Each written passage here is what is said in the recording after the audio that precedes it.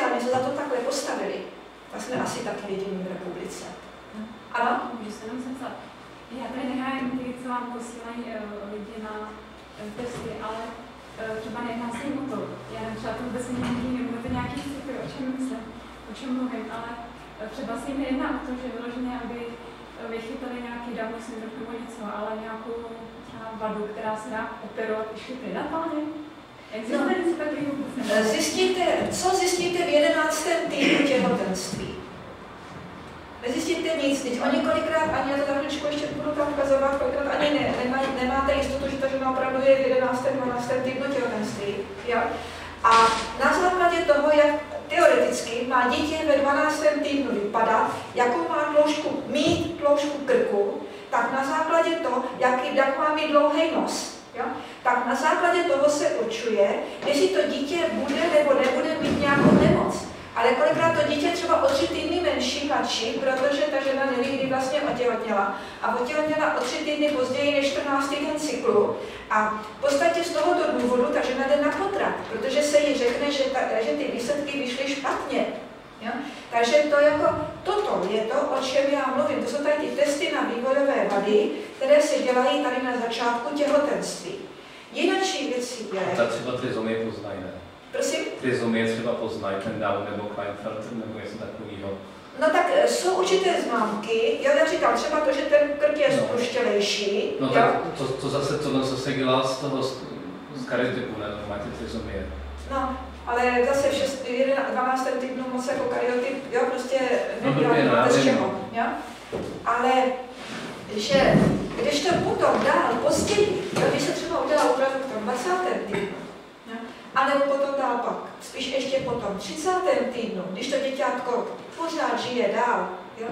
A jsme tak v tom 30. týdnu a třeba zjistíme tam, že třeba to srdíčko prostě nemá ty 4 dutiny, jak tam mají být, jo? Rozumíte, nebo že třeba, já nevím, močový měchýř, tam jestli nějaký problém nebo něco, tak samozřejmě potom můžeme zvažovat, o jaký typ nemoci by se jednalo, jo? A jestli jsme schopni kdy, jakou nemoc řešit. Ale máme na to spoustu času vlastně až v tom 30. týdnu. Takže se nemusím bát toho, že když odmítnu 11. nebo tom 15.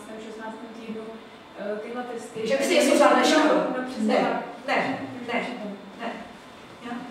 Takže to je jako, jo, rozumíte, tímto se dost často taky mě chodí jako dotazy, když nepůjdu na ty testy, neublížím milínku. Jo? Vždycky vyžijeme naopak, ublížíte si, když tam půjdete. Jo? Protože vlastně ten stres, když to vyjde falešně pozitivní, ten je hrozný. A tam je další aspekt, jakmile to vyjde pozitivní, ten test, tak když jdete na ten ultrazvuk v tom 20. týdnu, tak ti doktoři jsou z toho úplně nešťastní, když tam nic nevidí. A oni šudlají po tom břichu a hledají, jo, jestli tam přeci jen není nějaká odchylka a začnou vám vykládat, že ta mozková komora je o nějaký milimetr menší nebo větší. Jo. A takových už tady taky bylo prostě lidí, kteří prožili stres toho, že jejich dítě nebude mít vlastně mozek, že tam má jenom prostě nějakou vodu. Ja? A pak se narodilo děcko naprosto zdravý a já znám jedno dítě takové, o které taky prostě doktoři tvrdili, že místo mozku tam má vodu a podobně. A to dítě absolvovalo prostě biskupské gymnázium s 1. Ja?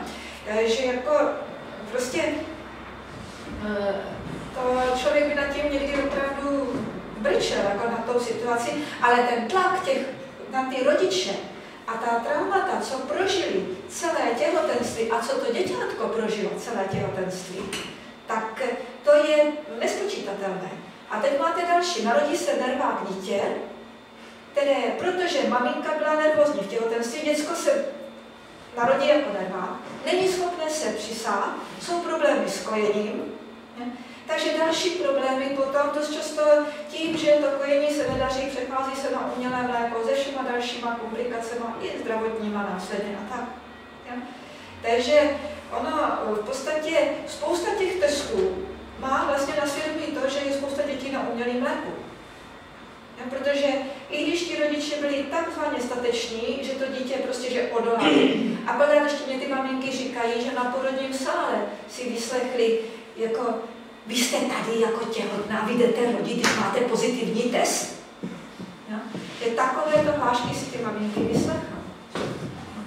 Já mám zkušenost, já jsem poslední dítě čekala v 35 letech a já jsem právě odmítla, řekla jsem i triple test, že odmítám a doktor mi tvrdil, že mi ho udělá, to musí, ale že mi to neřekne výsledek. Jako, čímž já jsem celkem byla v klidu už, jo, to bylo 5. dítě, ale prostě on mi, teď mě v hlavě šlo, tak dopadlo to špatně, nedopadlo to, prostě to člověk neví, já jsem ho nechtěla, on ho stejně udělal. No, jako zase je to o penězích, jo? Protože já jsem třeba z Ruzou zjistila, že vlastně stejný peníz, který dostanu za to, že udělám preventivní prohlídku u ženy, bych dostala, kdybych ženu odeslala na tyto testy. Jo? To platí pojišťovna těm doktorům. Jo? Takže by se to investovalo jinam, kde je to víc třeba. Jo? No. Jo, takže tady ten tlak, a teď je druhá věc, že samozřejmě mnohé ty ženy, které vlastně tady ten test podstoupily, ať už z nevědomosti, z babělosti, anebo i proto, že vlastně některé říkají, ale já to chci vědět, že jak to bude. Jo? A já říkám, ale a co dál? Já chci vědět, že čekám zdravé dítě. Já vždycky říkám, za prvé, a co když to vyjde špatně? Jo, co bude dál? A za druhé stejně, i když vám ten test vyjde takzvaně správně, tak vůbec nemáte jistotu, že to děťátko není nějak jinak nemocné. Já teď jako je spousta dalších nemocí, co si každý z nás nějak v sobě hejčká, takže které jsou vlastně dlouhou dobu nezjistitelné a nedá se s tím to dítě narodit. No a pak samozřejmě vždycky existuje faktor lidské chyby i z hlediska laboratoře a tak dále. Obrátila se na mě jedna maminka, která pod tlakem toho svého lékaře podstoupila všechno možné, včetně odběru plodové vody. Všechno vyšlo, že čeká zdravé dítě. A narodilo se děťátko, které bylo nemocné, postižené a ještě tam byl ještě průšvih ten, že oni jí to dítě odvezli. To dítě umřelo v dětské nemocnici, ona zůstala v porodnici a nesla si trauma jednak toho, že teda byla podvedena, že vlastně byla do dosahu testu, které nechtěla, které vyšly, že se těšili na zdravé dítě. Dítě se narodilo nemocné a oni se s ním ani nemohli rozloučit.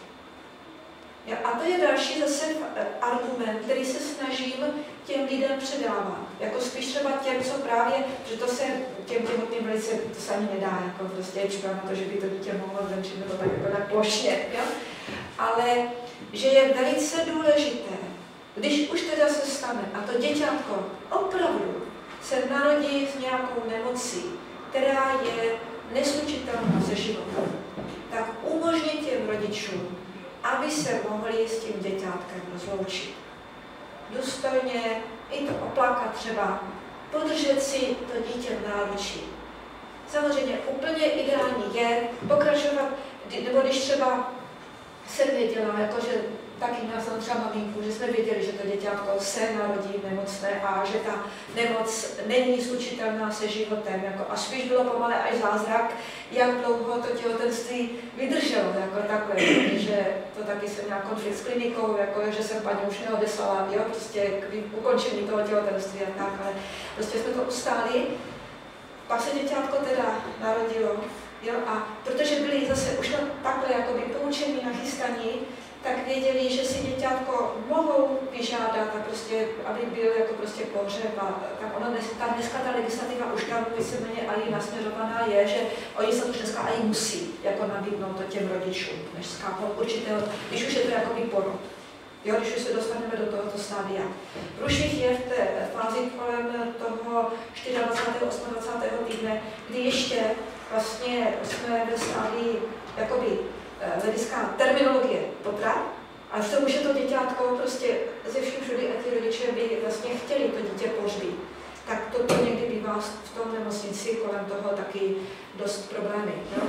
Ale, takže se snažíme i tak ty rodiče motivovat v tom, aby věděli, že to dítě mohou pohřbít, no a když už ne, teda skutečně tak aspoň symbolicky pohřbít. Jo? Jako aby tam ten proces toho rozloučení se s tím dítětem, aby tam mohl být. Jo? Čili toto bych vás, a jste tady, byť je nás tady hrstečka, bych vás chtěla podpořit, abyste se nebáli o tom mluvit. Dopoledne, jak mluvil pan Pospíšil, o tom, že je potřebné mluvit. Jo? Opravdu mluvit i o těchto věcech. že testy na vývojové vady, co se dělají tam na začátku těhotenství, hlavně tady ty biochemické, jo, prostě ten 11. týden, 16. týden, že to je naprostý nesmysl, který stejně nic neřeší. Jo. Že v podstatě nejsme schopni nějak, jako i kdyby dítě bylo nemocné, nejsme schopni nějak pomoct. Jediné, co se nabídne přes gynekologickou ambulanci nebo přes dnešní gynekologii, je potrat. Jinak řešení se nenabízí.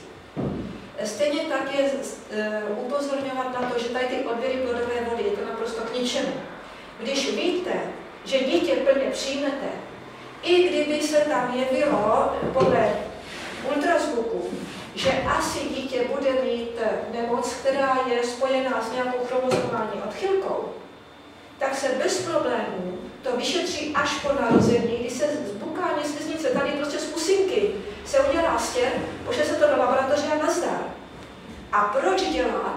Tady v půlce těhotenství prostě vpich, kdy se musíme provrtat přes stěnu břiška maminky, stěnu dělohy, plodové obaly, prostě tam do té oblasti je ta plodová voda, doufat, že nenapíchneme děcko, jak se taky občas stává, ja? A stejně, co to řeší? Nic. Jestliže pak máme stejně tak, stejný výsledek, jo, prostě krátce po narození. A to, jestli tam je nebo není ta srdeční vada, jestli tam je nebo není vada na ledvinách, jo, jestli tam je nebo není rozštěp močového měchýře, rozštěp břiška, jestli tam je nebo není rozštěp páteře, to se vidí už na tom ultrazvuku. To nemusím kvůli tomu vyšetřovat chromozomy a vůbec ne takhle drasticky. Čili i takhle je o tom potřebné mluvit. Protože opravdu spousta lidí, věřících, zbožných, účastníků pochodu pro život, tady toto absolvuje. Ja? Pro mě byl opravdu šok, když loni jsme se zúčastnili konference Nejmenší z nás a jedna tam z těch účastnic nám následně poslala, že se teda s důvěrou na nás obrací, a se tam měsíc po té konferenci, že ona až po té konferenci, ja, prostě postupovala tady ty testy na ty vývojové vady a vyšlo to špatně. Ja. Já jsem z toho byla v šoku. Říká, tak co na té konferenci dělala? Jo? Jako, prostě to, jako, ale já chápu na druhou stranu, že ten tlak na ty lidi je hrozný. A já vím, že jsem si už zase vytvořila spoustu nepřátel, řada žen, prostě které to postoupily a třeba vnímali, jo, že třeba její manžel mě třeba řekl, no víš, ona to těžce nese, protože ona si pak uvědomovala, že vlastně to byla blbost, protože pak jsme rodili naprosto zbytečně na specializovaném pracovišti, vyvolávali porod a stejně to jako děcko nakonec je narozené zdravé, ja? Protože tam bylo vyjádření, že asi čekají postižené dítě, ja? A že prostě hned jako prostě, že si říkala, že asi ty testy neměla postupovat, co je postoupila, pak když to vyšlo pozitivně, tak tuplem, ja? Ale pořád ten strach, on říká, ale ten strach, to vím, jaký tam byl. Ja? Já pamatujím, že do toho skáču, ale mám právě zkušenost, protože jsem právě u gynekologa jsem rovnou